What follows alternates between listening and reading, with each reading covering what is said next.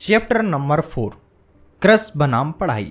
कुछ कर गुजरने का जुनून हो तो आप परिस्थितियों के ऊपर उठकर काम कर सकते हैं।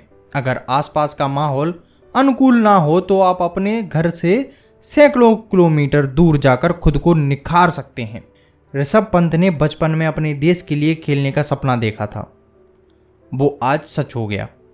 सपनों में जान हो, हौसले बुलंद हो और आप विषम हालातों में भी हीरो बनकर उभर सकते हो। ध्यान रखो, अगर आप लगन से काम कर सकते हो तो अपनी मेहनत से पहाड़ों को भी उपजाऊ मैदान बना सकते हो। बस खुद पर विश्वास रखना। मैंने ऋषभ पंत का भारतीय क्रिकेट टीम में चयन होने के बाद उसी रात को यह फेसबुक पोस्ट लिखी। मैं महसूस करने लगा था कि एंजल ने दिन में 2 बार बात ना हो तो कुछ अच्छा नहीं लगता। मैं उनके कॉल मेल का इंतजार करता था। लगातार 2-3 महीने की चैटिंग और बातचीत के बाद बातों में इतना घुलापन आ गया कि एक दूसरे से कुछ भी पूछने में हिचक नहीं होती थी। एंजल और मैं बातों बातों में एक दूसरे को सब बताते गए। हमारे दोनों के बीच इश्क और मोहब्बत की बीज फूटने लग गए थे। मुझे तो उनको जीवन साथी बनाने के ख्याल भी आने लगे थे। उनको लंबे समय तक नहीं बताया, वह अलग बात है। उनको मैंने लंबे समय तक प्रपोज नहीं किया था, लेकिन इशारों में सब कुछ कह चुका था। उनकी खामोशी मुस्कुराती निगाहें भी यह इतला दे रही होती थीं कि वह मुझे पसंद करती है। हम हर रोज एक दूसरे को मैसेज करने लगे, पहले दिन में, फिर रात को भी। बिना मैसेज किए हम सो नहीं पाते। उनके मैसेज मेरी लाइफलाइन बन गए। वह सब होना सामान्य इंसानी जज्बों की अभिव्यक्ति भी थी। शुरुआत दोस्ती से हुई थी, लेकिन समय बीतने के साथ जज्बात स्पष्ट होते गए। शुरू में हम कैजुअल फ्रेंड के बाद बेस्ट फ्रेंड बने, फिर लव की एंट्री और बॉयफ्रेंड गर्लफ्रेंड। लेकिन मैं लंबी पारी का इच्छुक था, उन्हें जीवन साथी बनाने को लेकर बेताब।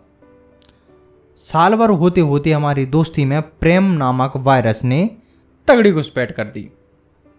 एंजल के हृदय में किसी कोने में मेरे सानिध्य की प्यास जगने लगी थी। मैं भी दीवानों की तरह उनके आगे पीछे घूमने लगा। इस सपनीले मोड़ पर उसे भी मेरी बातें और दीवानगी लुभाने लगी। मैं यह सोचने लगा कि अब मेरी बंजर जमीन पर गुलाब खिलने वाला है। मैं तो रूप, सौंदर्य, चंचलता और स्मरण देखकर उस पर लट्टू हो गया था। मैं लाइब्रेरी में बहुत जल्दी आ जाता और एंजल से मिलने, बात करने के बहाने ढूंढता। एंजल को भी मेरा साथ अच्छा लगने लगा था। मैं दिल की बात तो नहीं कह पाता, लेकिन दोनों के बीच साथ कॉफ़ी पीने, लंच करने, घूमने फिरने और ढेर सारी बातें करने का सिलसिला शुरू हो गया था। उसे पाने की ख्वाहिश मैंने मन में बस आकर बैठा ली थी। सिर्फ पढ़ना मेरे हाथ में है, बाकी कुछ नहीं। सिर्फ लड़ना मेरे हाथ में है, बाकी कुछ नहीं। सिर्फ एग्ज़ाम देना मेरे हाथ में है, बाकी कुछ नहीं। जितना हाथ में है उतना तो करूं। एंजल ने 10 घंटे की पढ़ाई के बाद रात में सोने से पहले डायरी में लाइनें लिखकर खुद को मोटिवेट करने का प्रयास किया और सोने चली गई। आज पढ़ने का मन नहीं कर रहा है, बिल्कुल भी। एंजल ने व्हाट्सएप मैसेज किया। आज पढ़ने का मन नहीं कर रहा है तो टीवी डिबेट देखो। डिबेट देखने का मन नहीं कर रहा है तो राइटिंग प्रैक्टिस करो। राइटिंग प्रैक्टिस करने का मन नहीं कर रहा है तो डिस्कशन करो। और डिस्कशन का भी मन नहीं कर रहा हो तो रणनीति बनाओ। लेकिन हर दिन कुछ ना कुछ एक यूपीएससी अभ्यर्थी के रूप में करना ही होगा, अगर चैन लेना है तो, मैंने कहा। कुछ लोगों की हमेशा शिकायत रहती है कि वे अपने मनचाहा काम के लिए हर दिन समय नहीं निकाल पाते, लेकिन मैं मानता हूं कि बहाना बनाने के 1000 कारण हो सकते हैं कि आप अपने मनपसंद काम के लिए समय नहीं निकाल पाते। या तो वो किसी काम को मन से करना नहीं चाहते, या फिर खुद दुर्लभ इच्छाओं के मालिक हैं। दुनिया में किसी भी काम को करने के लिए सबसे ज़्यादा जिस चीज़ की ज़रूरत होती है वो है दृढ़ संकल्प, जिसके बलबूते जो आप सोच सकते हैं, जिस पर आप यकीन कर सकते हैं, उस काम को इस दुनिया में आप करके भी दिखा सकते हैं। साफ जाहिर हो रहा था कि मैं लगभग एक मेंटर की भूमिका में आ चुका था। एंजल का कॉल आया। मुझे हर्ष बी पंत IR की बुक लेनी है। मिल जाएगी क्या मुखर्जी नगर में? मुखर्जी नगर और ओल्ड राजेंद्र नगर किताबों के अजायब घर हैं। यहाँ नहीं मिलेगी तो कहाँ मिलेगी? मैंने दृढ़ता से कहा। अच्छा, आप देख करके आना कि कहाँ मिलेगी। उनका इरादा किताब खरीदने का कम और मुझसे मिलने का ज़्यादा था। यह बात मैं समझ गया था।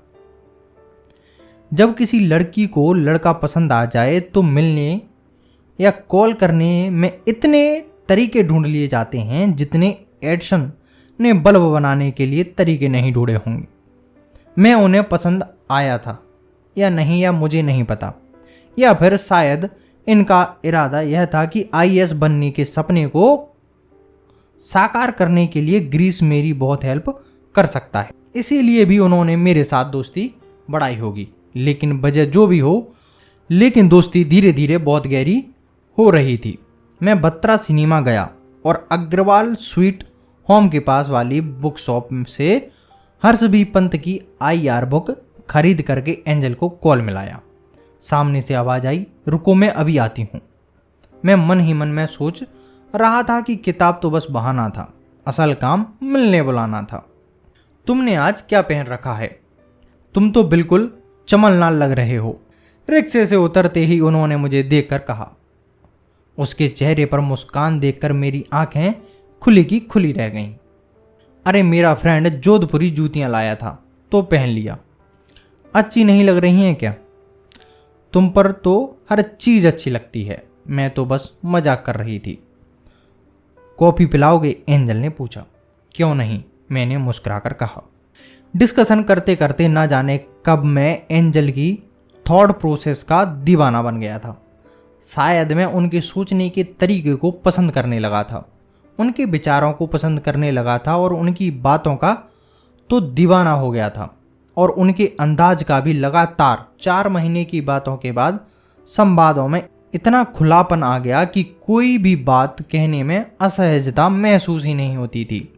दोस्ती धीरे धीरे आत्मीयता में बदलने लगी। एंजल मुझसे जब भी मिलती तो प्यासी सोन मछरिया जैसे पूरी कैंपस लाइब्रेरी में भी बस 2 ही लोगों को इस नबेले एहसास का पता था, एक मैं और एक वो। हर दिन लाइब्रेरी से निकलने के वक्त इस बात का एहसास मुझे गुदगुदा देता कि चलो आग तो दोनों तरफ बराबर लगी है। हालांकि मैं अक्सर खुद को यह कहकर समझाता था कि पहले करियर बना लें, फिर चाहे जितनी भी प्यार की डुगडुगी बजा लेना। इसीलिए मैंने प्रपोज करने के लिए लंबा समय लेना उचित समझा। एंजल और मैं दोनों IAS की तैयारी कर रहे थे तो किताबों से ज़्यादा गहरी दोस्ती निभानी थी ताकि UPSC का किला भेदा जा सके। चलो शिमला घूम के आते हैं। दूर का प्लान नहीं बना सकती, मम्मी कुछ कहेंगी। मैंने भी किस एटीट्यूड वाली लड़की से पूछ लिया। समझती क्या है अपने आप को? अच्छा चलती है कि नहीं, वरना तेरी सहेली अंजलि को कहूँगा कि चलो घूम के आते हैं। और अगर बात नहीं करूँगी तो क्या मेरी सहेली से बात करने लग जाओगे? हाँ, मैं और एंजल सदैव की तरह झगड़कर पलट लिए। मन में एक दूसरे की शक्ल भी न देखने का विस्फोटक गुस्सा और अपनी अपनी ईगो के लिए।